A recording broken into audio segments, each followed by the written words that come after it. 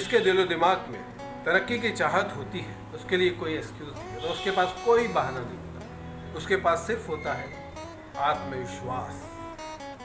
और जिनके पास आत्मविश्वास नहीं होता उनके पास एक्सक्यूज़ बहुत होते हैं, बहाने बहुत होते हैं। ऐसा था इसलिए ऐसा नहीं बन पाया, मैं ऐसा हो गया इसलिए मेरे साथ ये हो गया, मैं ऐसा करना चाहता था उसने ऐसा कर दिया इसलिए ऐसा हो गया, या घर के हालात ख़राब थे, या मैं मजबूर था मुंबई नहीं जा पाया। इस तरह के 50 बहाने उन लोगों के पास होते हैं जो मेहनत से जी चुराते हैं, जिनके पास आत्मविश्वास नहीं होता। और कुछ लोग ऐसे होते हैं जो बहुत बड़ी बड़ी कमी अपने अंदर होने के बावजूद भी कामयाब होते हैं, अपनी उन कमियों को दूर करते हैं और फिर संघर्ष करते हैं और फिर कामयाब होते हैं। हिम्मत नहीं आती, मुसीबतों से लड़ते हैं क्योंकि उनका लक्ष्य उनकी मंजिल होता है, और ऐसे लोग अपनी मंजिल पाकर ही रहते हैं। बॉलीवुड में भी एक कलाकार है, वो बचपन से ही हकलाते थे। स्कूल कॉलेज में जब वो अपने दोस्तों से बात करते थे तो उनके दोस्त उनका मजाक उड़ाते थे और उन्हें ज़्यादा बोलने नहीं देते थे कि भाई तेरे से नहीं होगा, तू मत बोल, चुपचाप बैठा रहे, सुनता रहे बस। इस समय उनको बड़ी इंसल्ट फील होती थी। लेकिन जब वो बड़े हुए, जब कुछ करने का सोचा उन्होंने, तो सबसे पहले उन्होंने जिम ज्वाइन किया, अपनी सेहत बनाई और उसी जिम में वो ट्रेनर हो गए।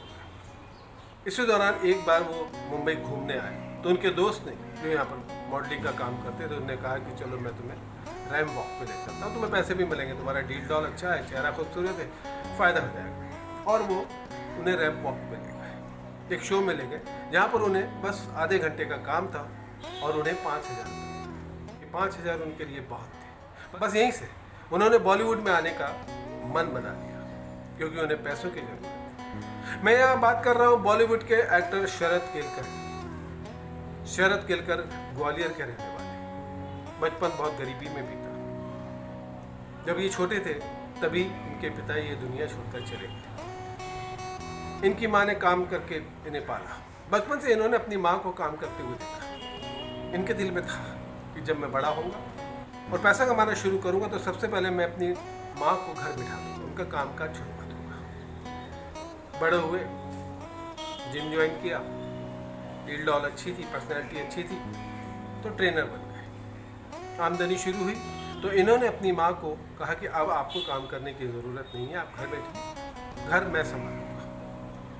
इसी दौरान जब ये बॉम्बे घूमने आए तो मैंने जैसा बताया कि इन्हें एक मॉडलिंग का काम मिल गया, या इन्हें 5,000 रुपये मिले। अपने शहर में इन्हें 5,000 कमाने के लिए बहुत मेहनत करनी पड़ती थी, और यहाँ पर रैंप वॉक करते इन्हें आधे घंटे के अंदर जब 5,000 रुपये मिले तो इन्होंने सोच लिया कि मैं इसी फील्ड में होऊंगा, और वापस जाकर अपनी माँ से कहा कि मैं मुंबई जाना चाहता हूँ, वहीं कुछ करूँगा। माँ ने रोका नहीं और ये मुंबई आ गए और फैशन शो में हिस्सा लेने लगे। देखते ही देखते ये टॉप के मॉडल बन गए। पैसा तो आने लगा लेकिन वो मंजिल अभी इनके पास नहीं थी जो इन्हें चाहिए थी। धीरे धीरे इनको एक्टिंग का भी शौक जाग गया तो इन्होंने सीरियल्स और फिल्म में ट्राई करना शुरू किया, लेकिन हकलाने के कारण हर जगह इन्हें रिजेक्ट कर दिया जाता था। फिर एक इन्हें सीरियल मिली एकता कपूर की। एकता कपूर की सीरियल में अच्छा खासा किरदार था इनका, लेकिन इन्हें चौथे पांचवें दिन ही निकाल दिया गया। वो कारण हकला के बोलना। उस दिन शरद केलकर को बहुत दुख हुआ कि मुझे एक काम से निकाल दिया गया है। तब इन्होंने फैसला कर लिया कि मैं इसी फील्ड में रहूँगा और मेरी ये जो हकलाने की बीमारी है सबसे पहले मैं इस पे वर्क करूँगा। पैसों की तंगी तो थी, इतना नहीं था कि ये इलाज करवा सके, तो इन्होंने जो भी इधर सुना था, पढ़ा था, घर बैठे बैठे अपने हकलापन को दूर करने के लिए वो एक्सरसाइज करना शुरू कर दिया।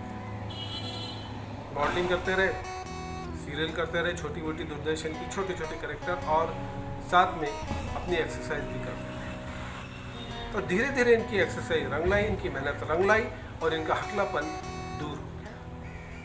तब इन्हें एक सीरियल मिला, 7 फेरे, और यहीं से ये टीवी इंडस्ट्री के स्टार हो गए। और जिस एकता कपूर ने कुछ साल पहले, 3-4 साल पहले इन्हें अपनी सीरियल से निकाल दिया था क्योंकि ये हकलाते थे, उसी एकता कपूर ने अपनी एक सीरियल में बतौर हीरोइन को लिया। वो सीरियल भी हिट रही और देखते देखते ही ये मुंबई में चल गए, सीरियलों में इनका नाम हो गया। अब अच्छा खासा पैसा भी आना शुरू हो गया था, तो इन्होंने शादी कर ली। लोग इन्हें पहचानने भी लगे थे, लेकिन अभी भी इनकी मंजिल दूर थी।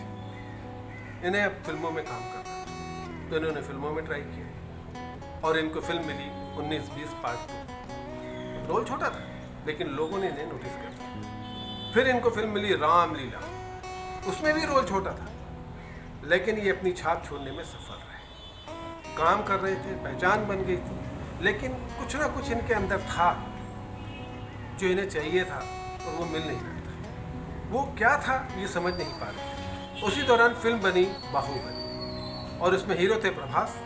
क्योंकि हिंदी नहीं जानते थे, इसलिए डायरेक्टर राजामौली को एक हिंदी एक्टर चाहिए था जो अच्छी तरह प्रभास की आवाज़ डब कर सके। काफ़ी लोगों ने ऑडिशन दिए थे, वॉइस ऑडिशन, लेकिन सब लोग रिजेक्ट हो रहे थे। किसी की आवाज़ जम नहीं रही थी। शरद केलकर ने भी दिया और शरद केलकर यहाँ बाजी मार। बाहुबली में प्रभास की आवाज़ के लिए शरद केलकर को सिलेक्ट कर दिया और आपने जो बाहुबली देखी है उसमें जो प्रभास की हिंदी आवाज़ है वो शरद केलकर की है। जब ये फिल्म रिलीज हुई तब इन्हें सुकून मिला कि जिस बोलने के कारण, जिस हकलेपन के कारण इन्हें रिजेक्ट कर दिया जाता था, इनके दोस्त इनकी मजाक उड़ाते थे, आज उसी आवाज़ की बदौलत इनको पहचान है। यही थी इनकी सबसे बड़ी खुशी। फिल्में, टीवी सीरियल करने के बाद इन्हें इतनी खुशी नहीं मिली जितनी प्रभास की डबिंग करने के बाद इन्हें खुशी। तो दोस्तों, ये थी छोटी सी कहानी, छोटा सा किस्सा शरद केलकर के बारे में, जिन्होंने अपनी कमी को दूर करके जो उसको अपनी खूबी बनाकर दुनिया के सामने पेश किया, अपनी मेहनत के बल पे, अपने कॉन्फिडेंस के बल पे, अपने आत्मविश्वास के बल पे। शरद केलकर की ये बात एक मैसेज भी देती है कि अगर आपके अंदर कोई कमी है तो आप खुद उसे दूर करके कामयाब हो सकते हैं। बहानों की जरूरत नहीं है, आत्मविश्वास की जरूरत है, मेहनत की जरूरत है। तो दोस्तों, ये था बॉलीवुड का एक छोटा सा किस्सा, छोटी सी कहानी। ऐसी बहुत सारी कहानियाँ, बहुत सारे किस्से बॉलीवुड में हैं जो हम आपके साथ शेयर करना चाहते हैं। अगर आप उन किस्सों को जानना चाहते हैं, सुनना चाहते हैं, तो हमारे साथ जुड़े रहिए। हमारे चैनल का नाम है बॉलीवुड झलक। बॉलीवुड झलक को सब्सक्राइब करिए और हमारे अगले वीडियो का इंतजार करिए। तब तक के लिए बाय। शाहरुख खान को बाजीगर फिल्म के लिए पहली बार फिल्म फेयर अवार्ड मिला, तो उस रात वो अपने दोस्तों के साथ जश्न नहीं मना रहे, बल्कि भिंडी बाजार की गलियों में अवार्ड लेकर